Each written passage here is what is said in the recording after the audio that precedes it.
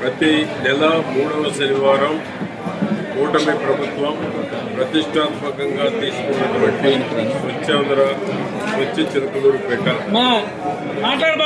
స్వర్ణాంధ్రప్రదేశ్ సాధించేటువంటి దిశగా గౌరవ ముఖ్యమంత్రి చంద్రబాబు నాయుడు గారి పిలుపు మేరకు ముఖ్యమంత్రి గారు కూడా ఒక నియోజకవర్గం ప్రతి నెల 3వ శనివారం పర్యటిస్తూ 175 నియోజకవర్గాల్లో కూడా ప్రజల్లో ఒక అవగాహన తీసుకొచ్చేటువంటి దానికి శ్రీకారం చుట్టడం జరిగింది. దానిలో భాగంగానే ఈరోజు ఒక అవేర్నెస్ ప్రోగ్రాం, పరిసరాలు పరిశుభ్రంగా ఉంచుకోవాలి, మొక్కలు నాటాలి, పర్యావరణం పరిరక్షించబడాలనేటువంటి నినాదంతో ఈరోజు కార్యక్రమాన్ని తీసుకోవడం. స్వచ్ఛాంధ్ర కార్పొరేషన్ ద్వారా ఎక్కడ కూడా డంప్ అనేది లేకుండా, వేస్ట్ లేకుండా, వ్యర్థ పదార్థాలు లేకుండా స్వచ్ఛ చిలకలూరుపేట చేయడం జరిగింది. రాష్ట్రం అంతా కూడా ఇదే పరిస్థితి.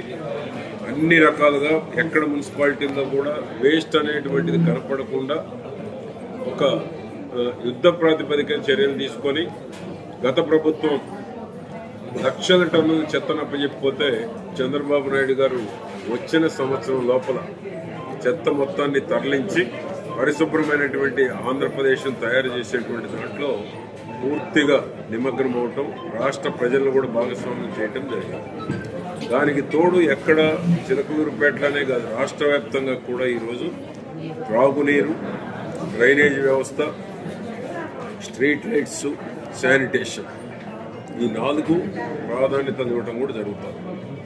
ఎక్కడ డ్రైనేజ్ వ్యవస్థ బాగాలేకపోయినా ఇమీడియట్ దాన్ని క్లియర్ చేసుకొని అంటు వ్యాధులు రాకుండా, జ్వరాలు, విష జ్వరాలు ప్రబలకుండా అన్ని రకాలుగా చర్యలు తీసుకోవడం జరుగుతుంది.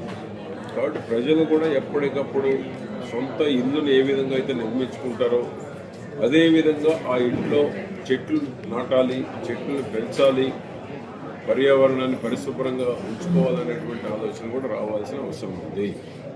కాబట్టి దానిలో భాగంగానే ఈరోజు ఈ యొక్క స్వచ్ఛాంధ్ర ప్రతిజ్ఞ కూడా చేయించడం జరిగింది.